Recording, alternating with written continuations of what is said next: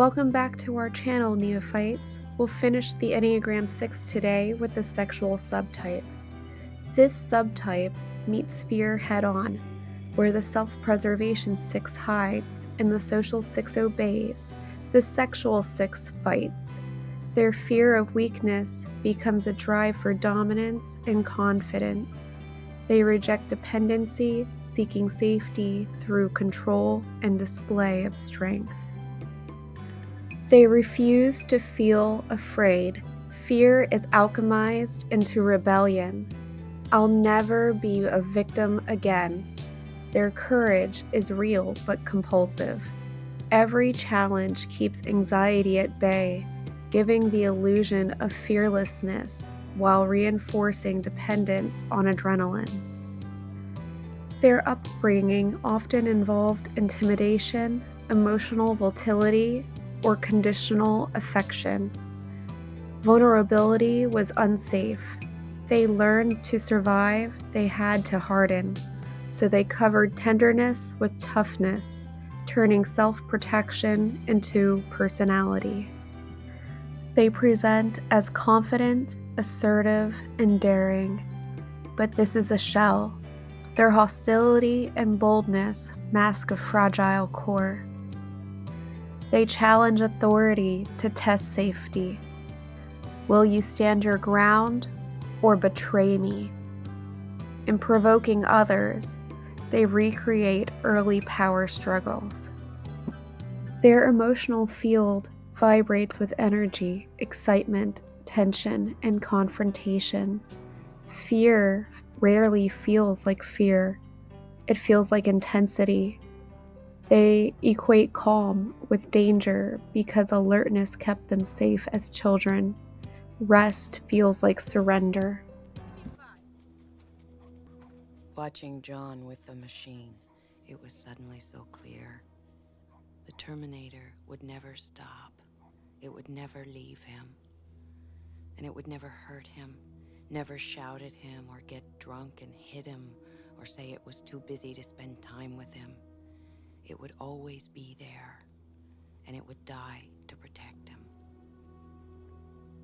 Of all the would-be fathers who came and went over the years, this thing, this machine, was the only one who measured up.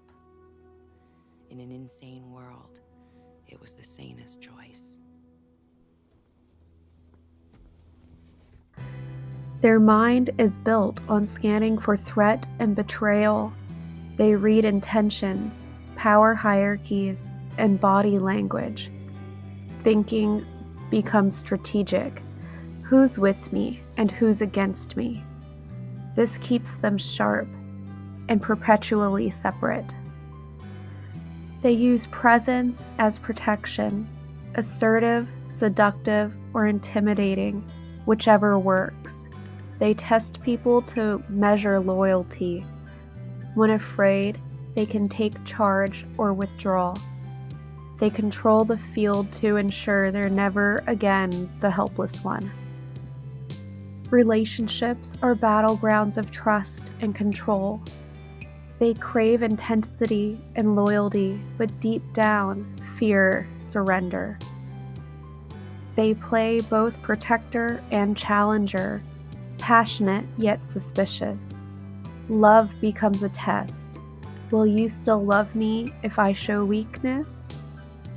Their inner voice is harsh. Be stronger, don't collapse. They equate worth with endurance. Weakness feels shameful, so they despise it in others too. This self-pressure fuels their ambition but drains intimacy, because perfection leaves no space for softness. They don't freeze, they leap. Action overrides fear. Impulse gives temporary relief, but afterward, doubt returns. They confuse moment with mastery. Stillness feels unbearable because it threatens to expose the fragile self left behind the armor. Aggression feels safer than submission. They use intensity to control uncertainty. Conflict becomes intimacy. It's how they feel alive. Yet, fighting keeps them from peace. The war outside mirrors the war within, beneath fear and defiance. It's not a dream anymore, it's real. I know the date it happens. I'm sure it feels very real to you. On August 29th, 1997, it's gonna feel pretty fucking real to you, too. Anybody not wearing 2 million sunblock is gonna have a real bad day, get it? God, you think you're safe and alive? You're already dead. Everybody, him, you're dead already. This whole place, everything you see is gone. You're the one living in a fucking dream, Silverman, because I knew it happened. It happened. Counterphobia defines them. They run toward what they fear to prove power.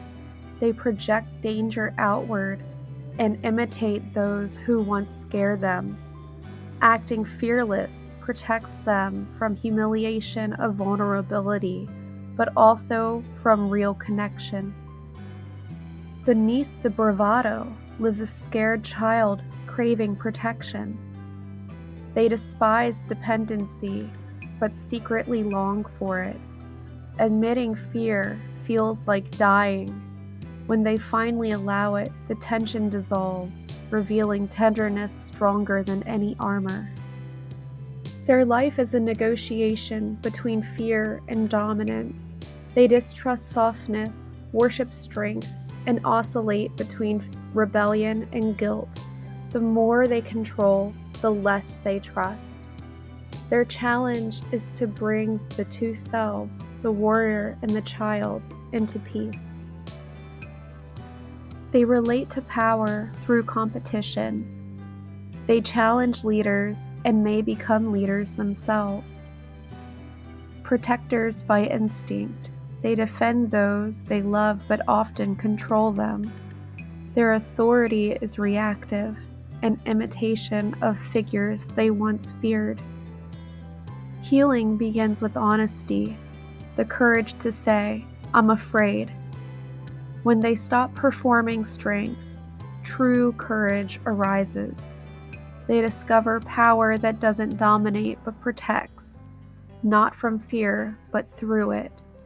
Control transforms into confidence, reaction becomes resilience. Facing fear reveals true strength and authenticity. The sword and mirror capture their journey. The sword is defense, and the mirror is reflection. Their task is to unite both, to wield strength with awareness.